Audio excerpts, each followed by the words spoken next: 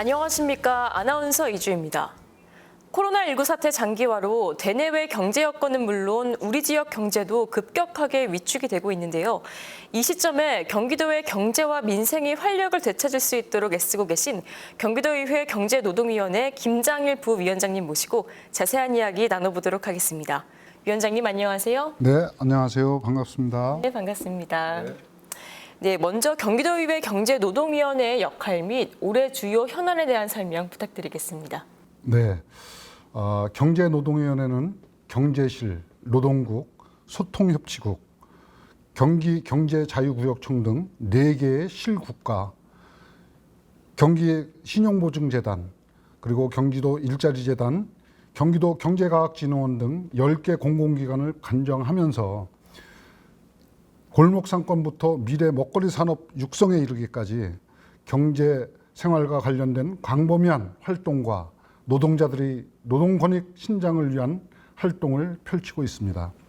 2021년 경제노동위원회는 코로나19 장기화로 침체된 경제를 회복시키기 위한 중소기업 자금 지원 및 특화산업 육성, 골목상권 보호 및 소상공인, 전통시장 활성화 지원 등은 물론 지역화폐와 공공배달앱, 경기도형 뉴딜 사업이 지역경제 활성화의 마중물이 될 수 있도록 지원하는 중책을 맡고 있습니다. 또한 코로나19로 한계에 내몰린 취약 노동자와 플랫폼 노동자에 대한 사회 안정망을 두텁게 만들면서 포스트 코로나에 대비하려는 노력을 적극적으로 기울이고 있습니다. 네, 그렇군요. 이렇게 도내 경제 생활과 관련된 활동을 하고 계신다는 위원장님의 말씀이셨습니다. 네, 다음으로는 최근 국내 산업 현장에서 산업재해들이 빈번하게 발생을 하고 있는데요. 이렇게 도내 노동 환경의 산재 예방 및 노동 인권 증진을 위해서 노력하고 계신 부분들은 어떤 부분들이 있으실까요? 네, 지난 4월 22일 평택항에서는 23살의 꽃다운 청년이 300kg가 넘는 개방형 컨테이너 날개에 깔려서 숨진 사고가 있었습니다. 원청업체는 침묵으로 일관하다 사고 발생 20일이 지나서야 공식적으로 사과를 하는 부분이 있었습니다. 태안화력발전소 압사 사고나 물류창고 건설 현장에서 화재 사고처럼 우리 산업 현장에서 안타까운 사고가 끊이지 않고 있는데 주된 원인은 중대재해 발생 시 사업주에 대한 처벌이 미약하고 원청이 이익만을 추구하며 위험을 외주해온 결과라고 보겠습니다. 저는 노동자 출신 의원으로서 2018년도 도의원이 된 날부터 경기도의 노동 환경 개선을 위해 지속적으로 목소리를 내왔습니다. 5분 발언과 도정질의를 통해서 노동국 신설을 촉구했고요. 경기도형 노동회의소 설립을 요청한 부분이 있습니다. 또한 경기도 교육청 노동조합 단체 교섭을 촉구하고 경기도 지방고용노동청 신설과 경기도 산업재해 전문병원 신설을 요청하기도 하였습니다. 작년부터는 산업재해를 예방하기 위해 제도 마련에 힘써왔는데요. 경기도 노동환경의 산업재해 예방을 위한 정책과제 토론회를 개최하고 의원 연구단체인 경기도 노동정책연구회를 조직하고 중소제조기업 산업재해 예방에 관한 정책 연구 용역을 실시하기도 한 부분들이 있습니다. 최근 도내에서 벌어진 평택항 사고로 위험의 외주화에 대한 문제가 다시 화두에 오르고 있습니다. 이른바 김용균법이라 불리는 산업안전보건법 개정안이 시행되고 있지만 위험의 외주화와 안전불감증은 우리 노동 현장에 아직도 만연한 것이 사실이거든요. 하청의 재하청이 거듭되면서 안전 의무화와 책임 소재가 흐려져서 현장의 노동자들은 취약한 근무 여건을 받아들일 수밖에 없습니다. 다행히도 금년 4월 27일 산업안전보건법 개정을 통해서 지방자치단체도 산업안전보건에 대한 행정지도, 산업재해 예방 계획 및 활동들이 가능해졌습니다. 폭 다행한 일이라고 볼 수 있습니다. 더 이상 노동 현장에서 비극이 되풀이되지 않도록 안전에 대한 경각심을 일깨우고 기본적 안전시설과 수칙이 지켜질 수 있는 안전망을 갖춰가기 위해서 6월 중에 토론회를 거쳐서 관련 조례를 개정할 계획으로 가지고 있습니다. 네, 위원장님께서 말씀하신 대로 지난달 평택항에서 이렇게 안타까운 사고가 있었는데요. 이런 산업재해들이 재발하지 않도록 재발 방지 대책이 조속하게 마련이 돼야 될 것 같습니다. 네, 그렇습니다. 네, 다음으로는 이렇게 어려움에 처한 영세 자영업자 및 지역 상권을 살리기 위한 대책들과 지원 내용들에는 어떤 것들이 있을까요? 예, 코로나19 확산과 거리두기가 장기화되면서 소상공인들의 매출이 급격히 감소하고 있습니다. 우리 위원회는 우선 현금 흐름에 막힌 소상공인들이 폐업으로 이어지지 않도록 자금 지원을 해주는 것이 중요하다고 봤는데요. 올해 본 예산에도 그렇고 이번 추경 예산에서도 자금 지원을 원활히 하기 위해서 경기신보 추정금을 확대했습니다. 또한 전통시장 상점가에 속하지 못해 각종 소상공인 지원 정책에서 제외되어 왔던 개별 소상공인들이 있지 않습니까? 그 소상공인들에 대해서는 골목 상권 공동체를 조직화하여 도 사업을 지원받을 수 있도록 골목 상권 조직화 매니저 지원 사업을 확대시켰습니다. 특히 SOS 현장 지원단처럼 직접 상권 현장을 방문해서 같이 문제를 해결하는 것이 중요하다고 생각을 합니다. 소상공인 및 골목상권 전통시장 상인들을 위한 지원사업 안내는 물론이고 법무, 노무, 세무, 회계 분야의 소상공인들이나 상인들이 상당히 취약해 있습니다. 그래서 전문가가 애로사항을 청취하고 어려움을 해결하기 위한 전문 상담을 진행해 왔는데요.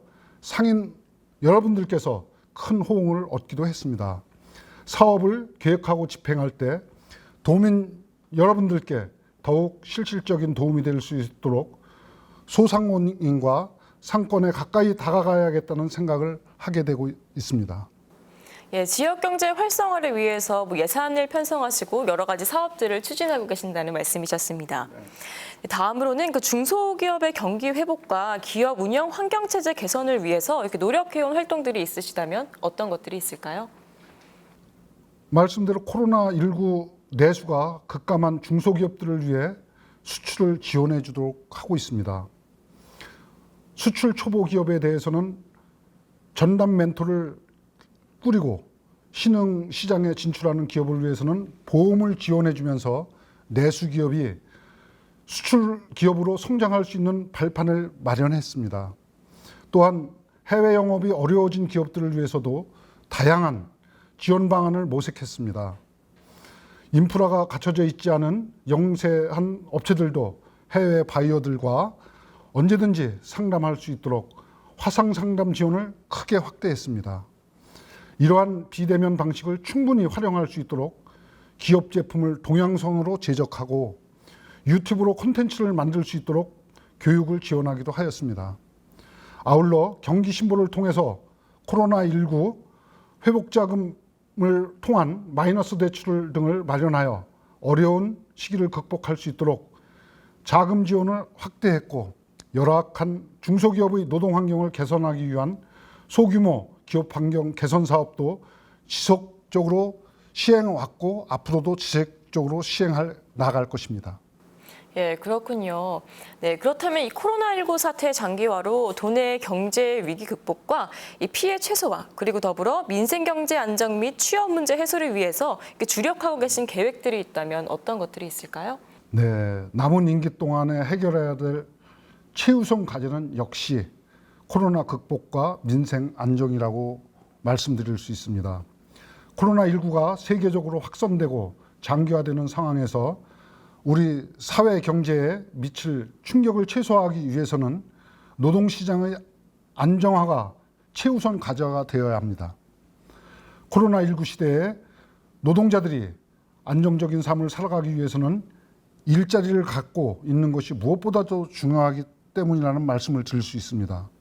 경기도에는 양질의 일자리를 알선하고 직업 능력의 개발과 훈련은 물론 창업, 기회까지 일자리 정책을 체계적으로 관할하는 경기도 일자리 재단이 있습니다. 경제노동위원회에서는 재단이 그동안 시군 일자리 센터와 큰 차별 없이 운영되던 문제를 지적하고 올해에는 광역 기능을 크게 강화하도록 하였는데요. 경기도 일자리 재단을 중심으로 시군 일자리 센터가 유기적으로 움직이고 모범 사례를 발굴하고 전파함으로써 31개 센터의 컨트롤 타워 역할로서 우리 경기도 일자리 재단이 철저히 관리 감독을 할 예정으로 있습니다. 예, 그렇군요. 또 부위원장님께서는 정계에 입문하시기 전에 현장 노동운동가로서 다양한 활동들을 해오셨는데요. 현재 경기도 노동계의 문제점과 그 진단을 듣고 싶습니다. 예, 저는 과거 노동자 생활을 하면서 특히 이제 한국전력 경기지부 노조위원장을 했습니다. 한국노총 수원지역지부 의장, 한국노총 경기지역본부 부의장, 한국노총 전국 공공노동 부위원장을 맡아왔습니다. 그런 와중에서도 수원 지역지부 근로자복지관 관장도 역임했고요. 또 수원노총의 장학재단 이사장을 해왔습니다. 현재는 더불어민주당 경기도당 노동위원장, 한국노총 수원지역지부 상임고문, 한국노총 경기도 본부 지도위원을 역임하고 있습니다. 또한 대통령 직속 정책기획자문위원 등과 같이 노동과 관련한 여러 중책을 맡고 있습니다. 노동자의 인권과 복지는 과거에 비해 제도적으로 많은 부분 개선됐지만 가야 할 길은 아직도 멀기만 합니다.